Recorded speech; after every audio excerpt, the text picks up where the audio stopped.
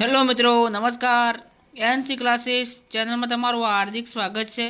મિત્રો, જો તમે અમારી ચેનલમાં નવા હોય, હજી સુધી આપણી એનસી ક્લાસીસ ચેનલને તમે સબસ્ક્રાઈબ ન કરી હોય તો મિત્રો સબસ્ક્રાઈબ કરવાનો ભૂલતા નહીં. મિત્રો, અમે અવનવા અપડેટ તમારી સમક્ષ લઈને આવીએ છીએ. ચેનલની અંદર વિડીયો ગમે તો લાઈક કરજો.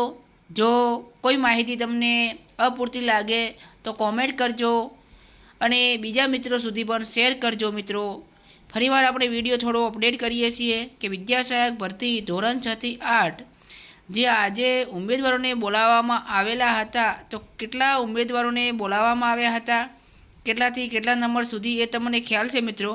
તો આપણે કેટલા ઉમેદવારોએ સિલેક્ટ સીટ કરી છે, તો જિલ્લા પસંદગી અપડેટની અંદર વાત કરીએ તો 23/7/2025ની મિત્રો વાત કરીએ તો કુલ કેટેગરી, કુલ સીટ, સિલેક્ટ સીટ અને બાકી સીટ. તો મિત્રો, જનરલ કેટેગરી છે, તો જનરલ કેટેગરીની અંદર જે જનરલ કેટેગરી છે તો કુલ સીટ 747 હતી અને સિલેક્ટ સીટ એની સામે 193 છે અને હજી પણ મિત્રો 554 સીટ બાકી છે. તો મિત્રો, આમ જોવા જઈએ તો ખાસા ઉમેદવારો ગેરહાજર રહે છે, બરાબર. એ તમને પાછળ હું આંકડો કહીશ એટલે તમને પણ જે ઉમેદવારો કે મેરિટ નીચું જવાની સંભાવના છે 100% જશે. અને ઓબીસી માટે મિત્રો 270 જગ્યાઓ છે કુલ સીટ, તો એની અંદર મિત્રો 18 ઉમેદવારો કુલ સીટ સિલેક્ટ કરી છે, જ્યારે 252 સીટ હજી પણ ખાલી છે. જ્યારે એસસી કેટેગરીની વાત કરીએ તો એની અંદર કુલ 89 સીટ છે. સિલેક્ટ સીટની અંદર એક પણ સીટ સિલેક્ટ નથી કરી, બરાબર. અને 89 સીટો ખાલી મિત્રો પડી રહી છે.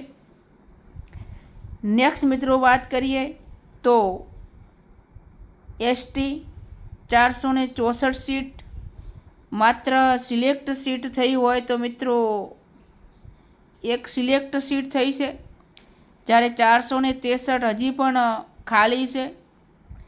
ઈડબ્લ્યુએસ એની અંદર 176 સીટો મિત્રો હતી અને હવે સિલેક્ટ સીટ 21 થઈ છે, જ્યારે 155 સીટો હજી પણ મિત્રો બાકી છે.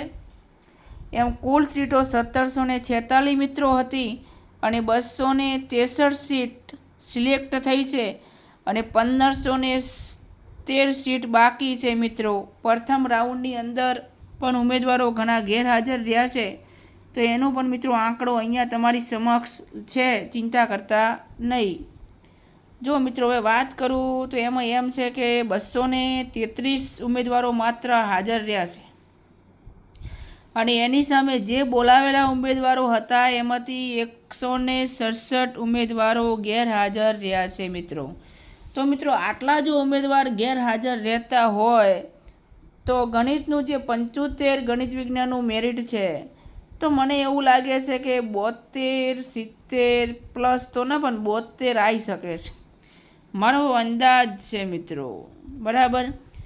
2% આસપાસ કદાચ પાછળ થોડા ઘણું વધઘટ થઈ શકે છે, પણ જે હજી ઉમેદવારો બીજા કેટલા છે કેટલા નથી શું થાય, દરેક મિત્રોનું કહેવું છે, દરેક અનુમાન મારે છે કે વધઘટ થાય તો માત્ર 1% થાય. અમુક કેમ માને છે કે 72 પોઈન્ટ, માની લો કે 61 હોય તો 72.61 હોય તો એમાં માત્ર ને માત્ર કદાચ 72 પોઈન્ટ આવે, બરાબર. એટલે કે 72% વાળી આવી શકે છે, માત્ર 61 પોઈન્ટ જ આગા પાછા થાય. એટલે મિત્રો, મેરિટનું કોઈ હજી નક્કી કહેવાય નહીં, બરાબર.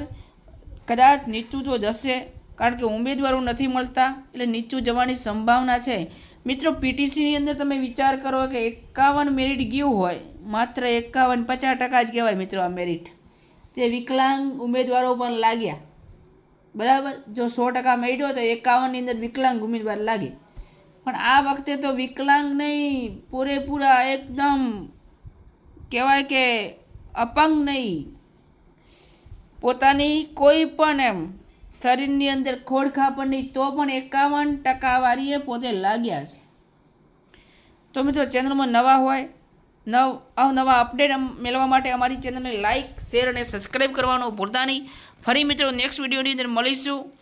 અને કોઈ માહિતી તમને અપૂરતી લાગે તો જરૂરથી જણાવજો. જય હિન્દ, જય ભારત.